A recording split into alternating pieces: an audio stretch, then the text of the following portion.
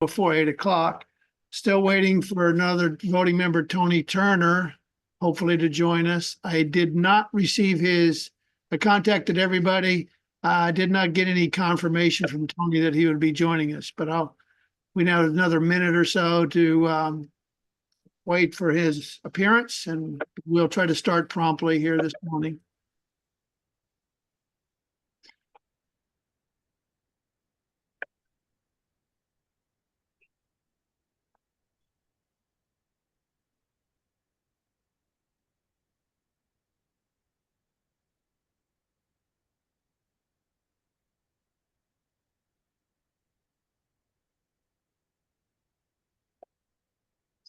Even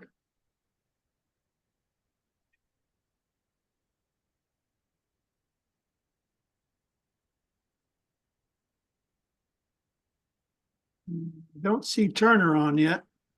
Okay. Not that we need him. Joe, this is Todd. You can hear me? Yes. Okay. Okay, it's I have 8 o'clock.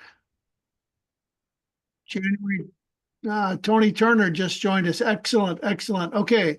It's again 8 o'clock, 28 January 2025. This is the Central Middle School Building Committee special meeting for today. Meeting's called to order. If you will join me, please, in the Pledge of Allegiance. I pledge allegiance to the flag of the United States of America and to the republic for which stands one nation, under God, indivisible, with liberty and justice for all. Thank you very much. Christina, could you call roll? Yes, I can. 1 second, please. All right. Joe Rossetti. Present. Oh, and it's worth noting this is a fully virtual meeting. Thank you. Yeah, virtual. Claire Kilgallen. Claire, I see you, but I don't hear you. Oh, present. Oh, there you go. Thank you. Christina's present as well. Harry Fisher. Here. Laura Costin. Here. Thank you. Tony Turner. Tony's here. Thank you. Josh Caskey. Here. Todd Clare. Heard you earlier. Joe Kelly. I'm here. Thank you. Dennis Yeski. Present. Ian Watson. Michael Kislick. Steph Cowie. Here. Lauren Rabin. Rachel Coven. Susan Rudolph. Lauren Silver. Yeah. Tom Healy. All right, Joe, back to you. Okay, regards voting members, I have 8 voting members said present. I did not hear Todd Clare. Todd Clare, are you on? You were on a moment ago. I think he's having audio issues, Joe. No, I'm here. I'm here. Thank Very you. good. Sorry. Very good. Thank you. We have 2 items on our agenda this morning. It's labeled item 3, GMP discussion and potential vote. And number 4 is the bid bond discussion and possible action. Going to try to make this meeting relatively brief, but comprehensive. So focusing now on, we have no housekeeping or adjustments, I do not believe. Claire, any comments on housekeeping or adjustments? No. Good. Okay, item number 3, GMP discussion and potential vote for approval. I want to make a few comments regards this. We have been presented on the Exhibit A amendment to our agreement dated 23 January 2025. Exhibit A essentially is the GMP proposal by Turner, dated 23 January 2025.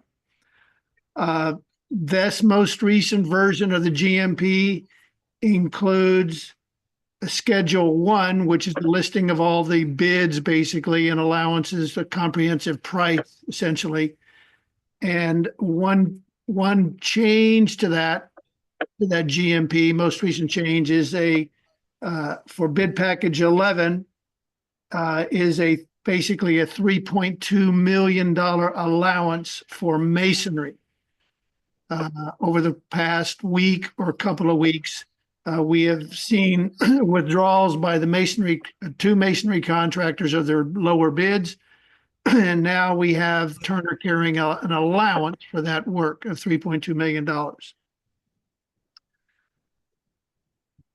We will talk about the withdrawal of bids and the bid bonds in our next item, item 4, bid bond discussion.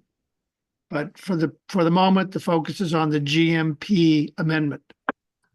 Also on Schedule 5 of the GMP amendment, by the way, I just want to remind everybody, didn't have all these documents over the weekend, and you've had many opportunities to take a look and make comments on. So I'm just trying to focus on some key points that is in the most recent GMP amendment. In Schedule 5, item number 4, Roman numeral 8, was a note added to have Turner provide us a construction schedule by the end of February 2025.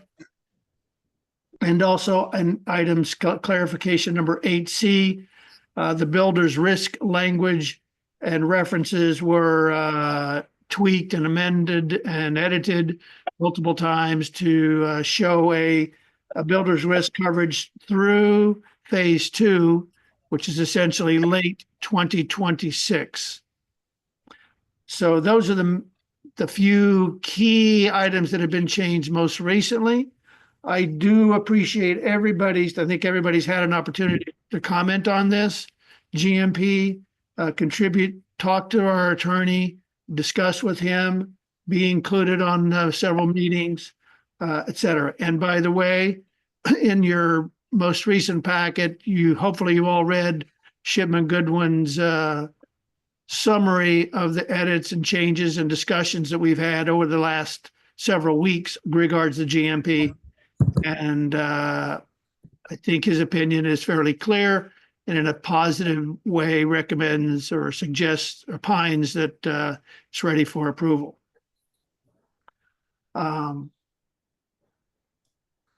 Okay, those are my comments. Peter Rader, do you have any comments to offer or add regards to the current GMP amendment? Yeah, only that I, just echo the sort of comprehensive review and appreciate all the support in doing that. So I think, we're happy to offer our recommendation for the committee's approval this morning. Thank you. Steve Martocchio or Kemp, are you on? And would you offer any comments or suggestions? I'm here, Joe. No, I think what we saw seems appropriate. Thank you. And Tim, are you on? Or Joe Taylor? They are on. They're in as attendees and need to be elevated to panelists, but I don't have the power to do that.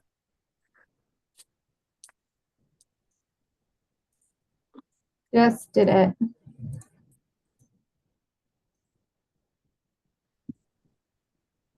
Tim, are you any comments before we might take an action on the GMP? No, Joe, I just got elevated. No, I don't have any further comment. All right, just one final comment that I do have the proposed price, just to make sure it's clear, is $93,587,800. That's written in the Exhibit A to the GMP. Okay, so I've made my comments. Any further discussion from anybody? Any comments, clarifications? Very good. Laura, did you want to make a motion?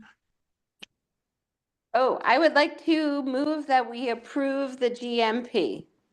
And if there's a specific motion I have to say other than that, tell me.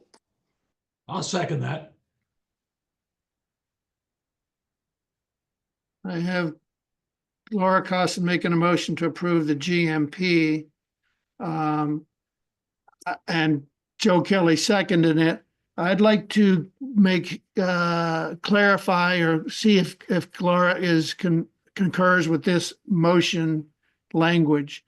Motion is to approve and execute Exhibit A dated 23 January 2025, the guaranteed maximum price amendment between owner, Board of Education, Town of Greenwich, and the construction manager, Turner Construction Company, with a guaranteed maximum price of $93,587,800. You okay with that? Yes. Please amend my motion to reflect what Joe Rossetti just said. Thank you very much. I second would apply to that as well. Okay, thank you. We have a motion second. Any further discussion? Christina, could you take a roll call vote, please? Yes. Joe Rossetti, Yeah, approved. Claire Kilgallen, Yes. Christina Kilgallen. Post is a yes. Harry Fisher, Yes. Laura Costin, Yes. Tony Turner, Yes. Josh Caspi, Yes. Todd Clare. Todd. Joe Kelly. Yes. Okay, I'm gonna circle back, Todd, one more time before. All right, 800. I'm just gonna mark Todd as not being here. I don't see him necessarily. All right, Joe, the motion should pass, but I think you're technically supposed to say it. Todd. Okay. He's sorry. I thought he rejoined. Tim is in the attendees again. One moment, please. Bear with me. I don't see Todd in the panelists list anymore, so he may have had connection issues. Okay. So what's the conclusion of the vote, Christina, please? 800. All right, motion passes. Thank you very much on that. Moving to item number 4, bid bond discussion and possible vote for action. I just want to kind of sum what this issue is again, with respect to bid package 11, shown in schedule 1, masonry, Turner is carrying an allowance of $3.2 million and a few more dollars.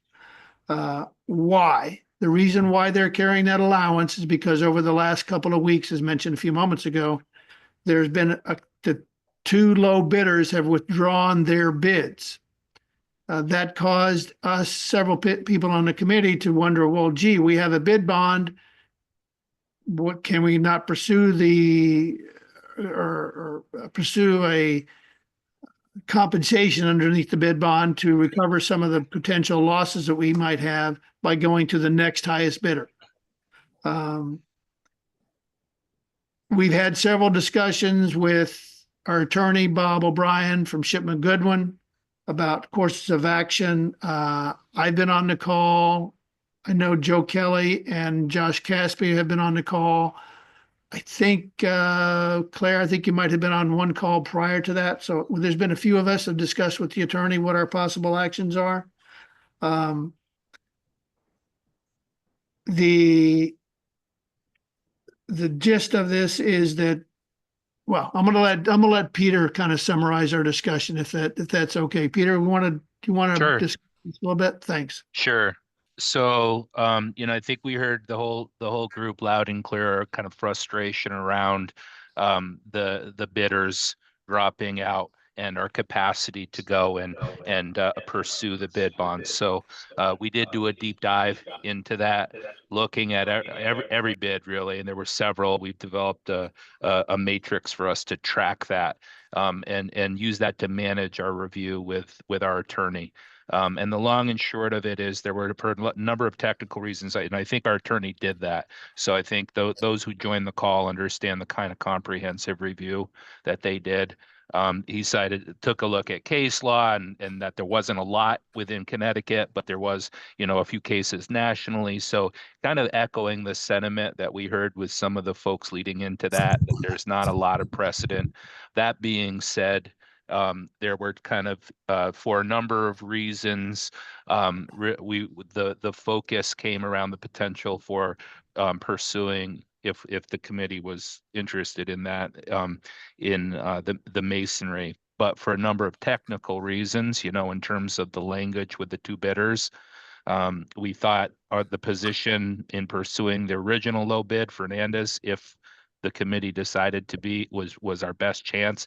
But it was really, in the end, not recommended for a number of reasons. And it had to do with the language in terms of accepting the bid and what constituted that. So really, we couldn't accept the bid without contracting with Fernandez, who we knew, right, during the scope review fell short. So where we ended up landing at the end of these multiple conversations was the best course of action for the committee, or we thought, for the project, would be to reject all bids and rebid that scope. And that's where we are. We just had that conversation, the last one yesterday. Coming out of that, I think that's our recommendation as well. We had a fair amount of conversation about whether those two bidders could come back to the table or not. That's all to be determined. But right now, I think we're looking for the committee's alignment with that approach. So, and see a number of questions. So Joe, and then Harry. Joe Kelly. Thank you.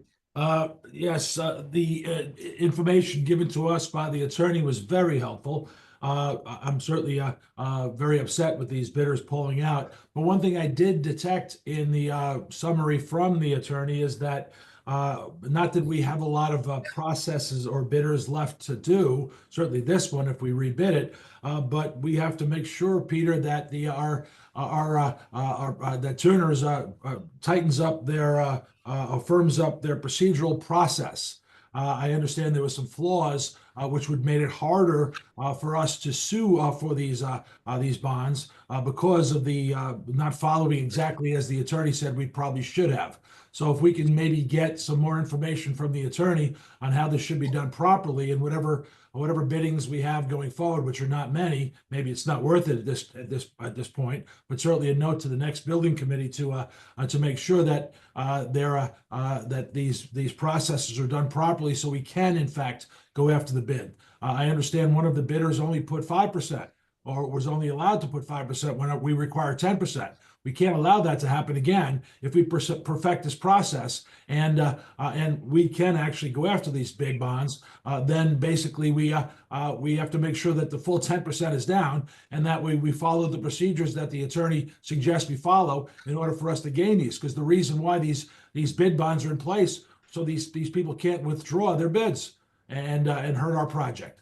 So Peter, if you can make sure whatever little we have going forward, and Joe, if we could pass on to the next building committee that they should make sure they tighten up this process, it would be my recommendation. Thank you. Thank you, Joe. Absolutely, Joe. Yeah, Harry? I have two questions. First one is, does this affect the schedule because concrete's one of the early projects?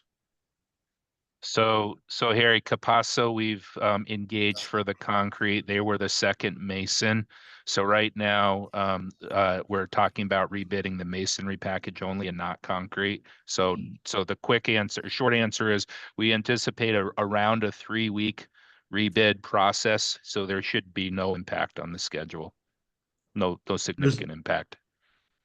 And the second is I'm a little lost on how many bidders withdrew, and are we not pursuing any of those?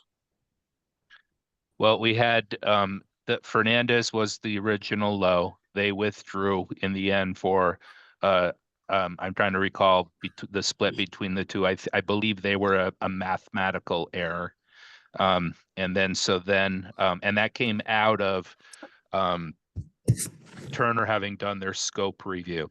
So following the scope review, they came back a number of weeks after that to say we're withdrawing our bid. And that's actually one of the primary reasons why, if we were pursuing any action, we feel like the attorney felt like our case would be stronger with Fernandez. Now, so then the next bidder up was Capasso. Once Fernandez withdrew their bid, again, Turner did a scope review. The very next day, they came back and withdrew their bid. And I believe they cited an administrative or clerical error, or something to that effect. And so, again, we leaned on our attorney to opine on that and the language, and he felt, given that scenario, we don't have a case, as much standing there.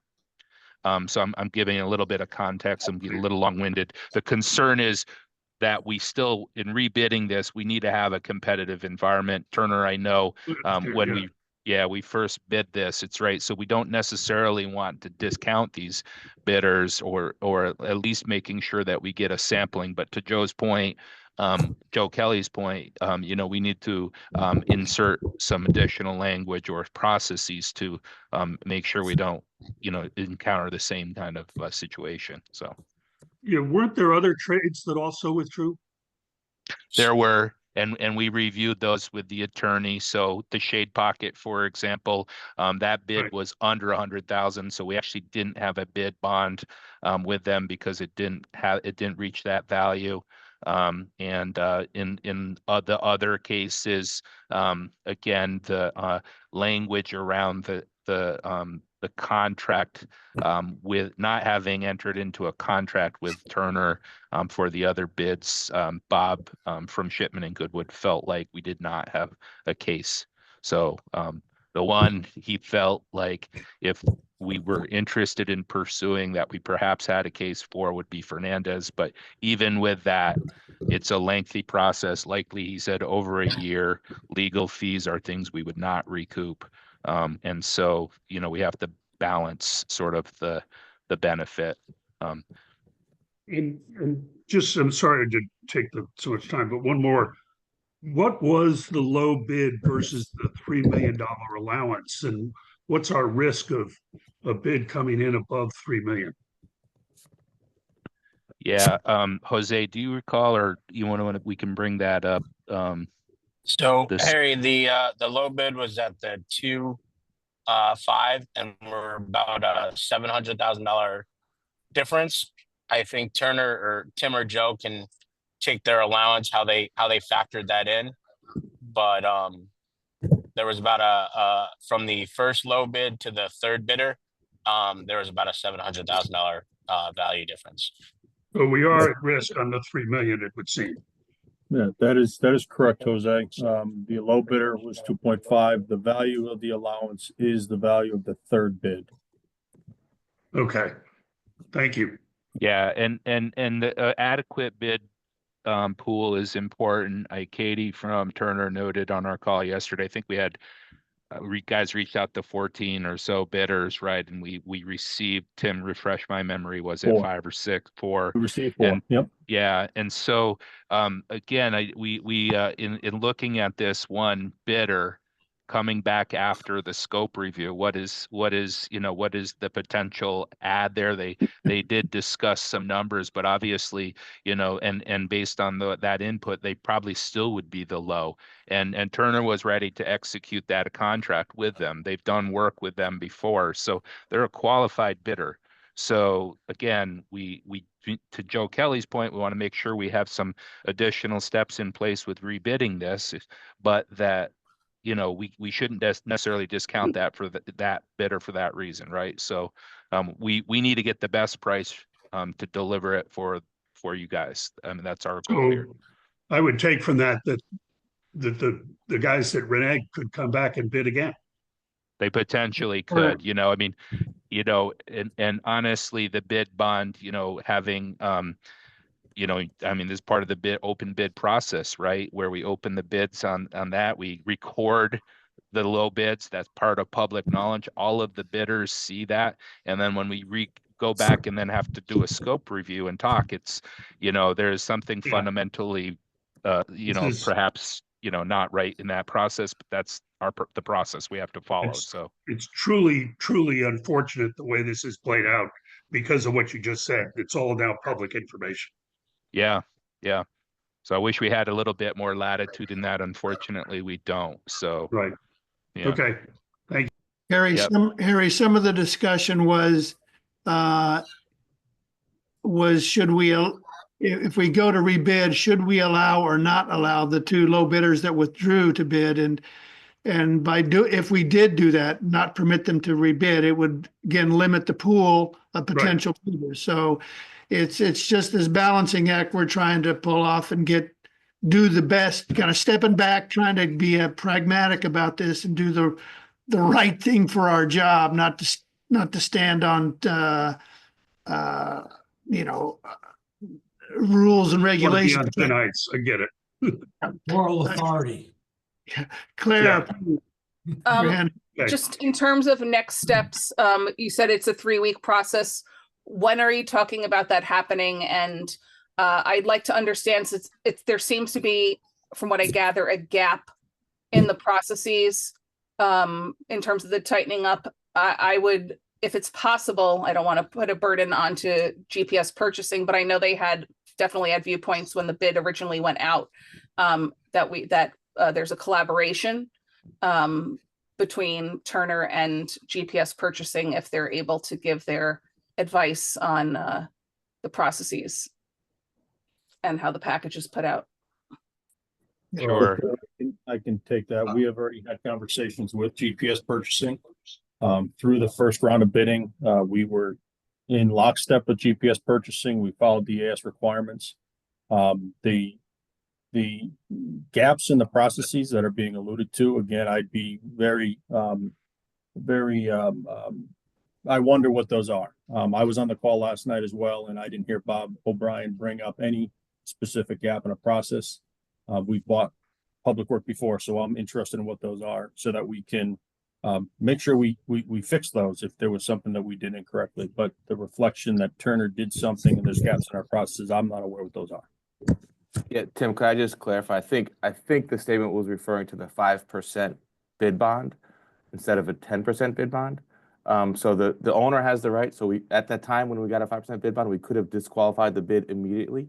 But the owner does have the right to waive inconsistencies is the term. So the building committee at that time waived that. Instead of disqualifying the low bid, we move forward with the 5% bid bond that was provided. Now, again, that does put you at a disadvantage because then you can't go after a 10% bid bond, right? There wasn't an expectation at that point we would be doing that. So we didn't disqualify the bid. We moved forward with the low bidder. So I don't know if that was the issue that maybe was being presented as where procedures weren't being followed. But the owner was able to take advantage of the 5% bid bond by keeping the low bidder. So that therefore they didn't have the advantage of a 10% value in the future, which ended up coming up. Right. I hope that clarifies that that was one of the issues. Good point, Joe. Yeah.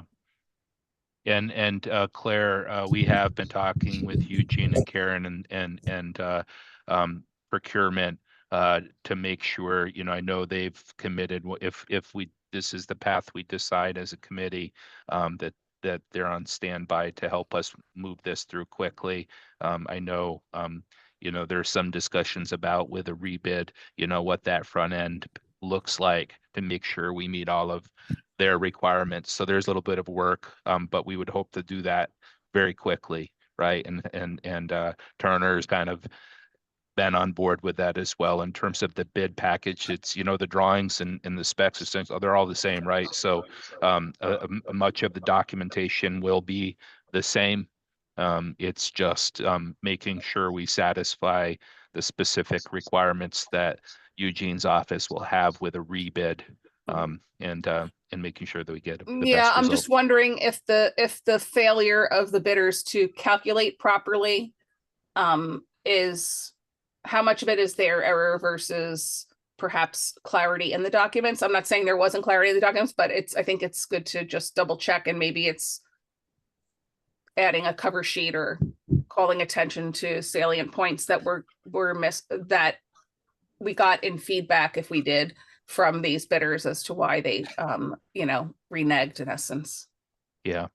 Yeah, and that's where I think Bob O'Brien was good in making sure we did a very comprehensive review. He wasn't quick to dismiss because he hasn't seen a lot of cases around this.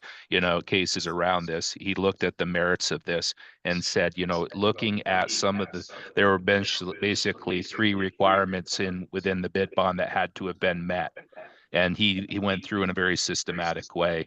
So I think that's why, in looking at that, and it's really that contracting requirement, not even just the acceptance of the bids. That was which is why we're kind of suggesting we reject all the bids and rebid this.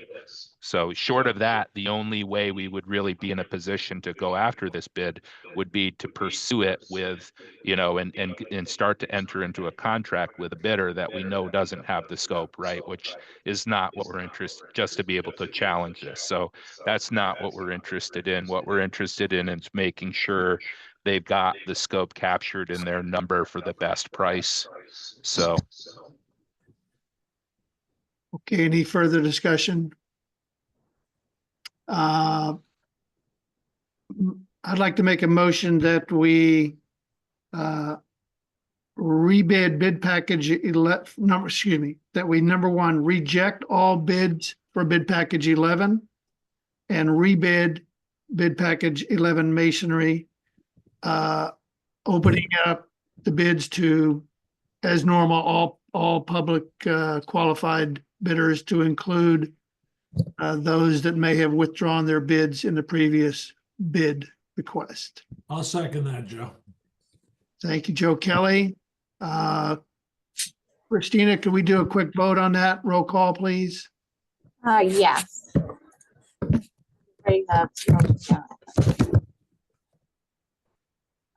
Joe Rossetti, Yes, to rebid. Claire Kilgallen, Kilgallen, yes. Christina Posh is a yes. Gary Fisher, Yes. Laura Costin, Yes. Tony Turner, Yes. Josh Caskey, Yeah. Todd Clare, Joe Kelly. Yes. 800. Very good, thank you. That concludes our items for this special meeting. Any further questions or comments?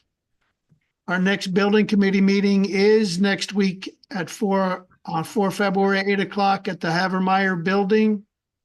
Without further comments, that concludes our meeting. Do I have a motion to adjourn? Kilgallen, motion to adjourn. Thank you very much, everybody, for participating in the GMP, the votes today. And I do mean everybody, the entire committee and project team. Very good work. We're looking forward to Turner and their team being out there on site. They are already on site. If you haven't been out there, they're doing some going to town. So we appreciate that very much.